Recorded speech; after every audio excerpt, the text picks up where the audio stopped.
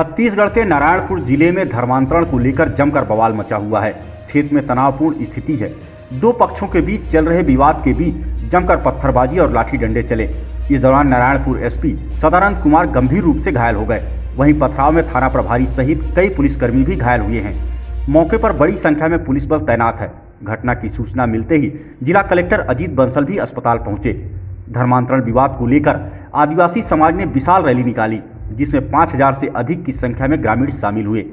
इस दौरान स्थानीय बंगलापारा में स्थित कैथोलिक चर्च पर तोड़फोड़ की और उन्हें रोकने आए नारायणपुर एसपी पर ग्रामीणों ने हमला कर दिया। आदिवासी समाज के द्वारा एक मीटिंग रखी गई थी, जिसमें उनके जो लीडर्स थे उनसे कलेक्टर साहब और मेरे द्वारा कलेक्टर साहब के चैम्बर में उनको बुला करके बातचीत भी की गई थी कि आप लोग अपना शांतिपूर्वक उसको रखें। तभी जो है कुछ लोग जो है नेतृत्व विहीन होकर के चर्च के ऊपर हमला करने के लिए चले गए थे। तो वहाँ पुलिस बल के साथ मैं भी वहाँ पहुँचा और समझाने की कोशिश कर रहे थे और वहाँ पे कोशिश कर रहे थे। तभी जो है सब मान भी गए थे। इसके बाद सब निकल गए थे और पीछे से किसी ने मेरे ऊपर जो है हमला किया, जिसमें चोटिल हो गया।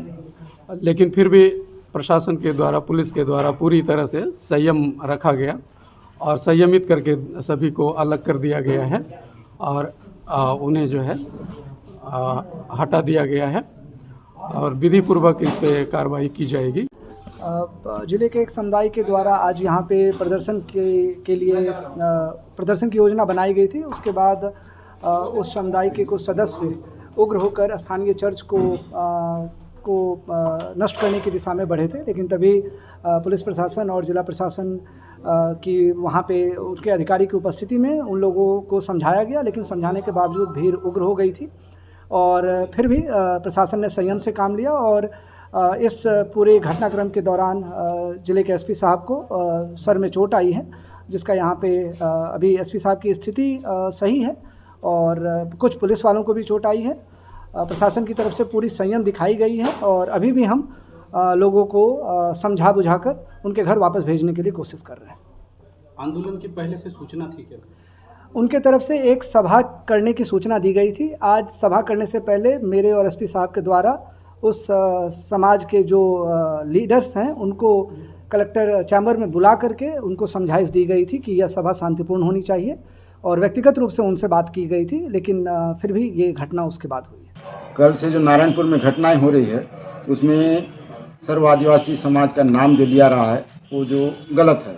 इसमें सर्व आदिवासी समाज किसी भी तरह इन्वॉल्व नहीं है और हम लोग जो भी घटना हुआ उस घटना का घोर निंदा करते हैं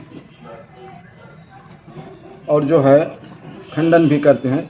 इसमें जो घटना हुआ इसमें किसी संगठन विशेष का या किसी का हाथ हो सकता है, लेकिन सर्व आदिवासी समाज का इसमें कोई भी वो नहीं है, ताकि आदिवासी समाज को का नाम वहाँ सामने लाया जा रहा है। इस सरासर गलत है। जो तोड़ फोड़ हो रहा है इस पर आप लोग कार्रवाई की भी मांग करना चाहेंगे क्या?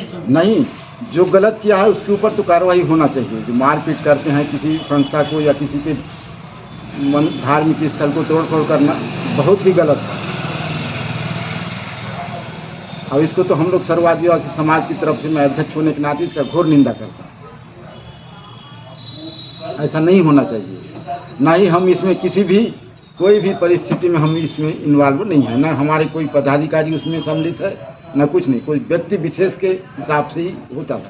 जो सर्व आदिवासी समाज का नाम लेके जो आंदोलन कर रहे हैं, तो इनके विरुद्ध आप लोग सर्व समाज क्या करना चाहता है? आप लोग को भी आपने तो खंडन कर दिया।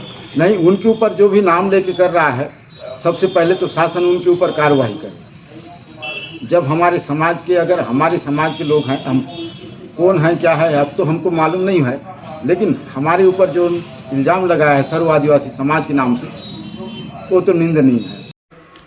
नारायणपुर जिले के गोर्रा गांव में जो घटना हुई, आदिवासी समाज के बैठक में जिस प्रकार से इस्नाई मिशनरी के लोगों ने हथियारों से लैस होकर हमला किया और उन्होंने महिलाओं को, बच्चों को भी नहीं छोड़ा पीटने से, ये इस बात को दर्शाता है कि धर्मांतरण कराने वाले लोग और ये ईसाई मिशनरी के लोगों के हौसले किस प्रकार से बुलंद है।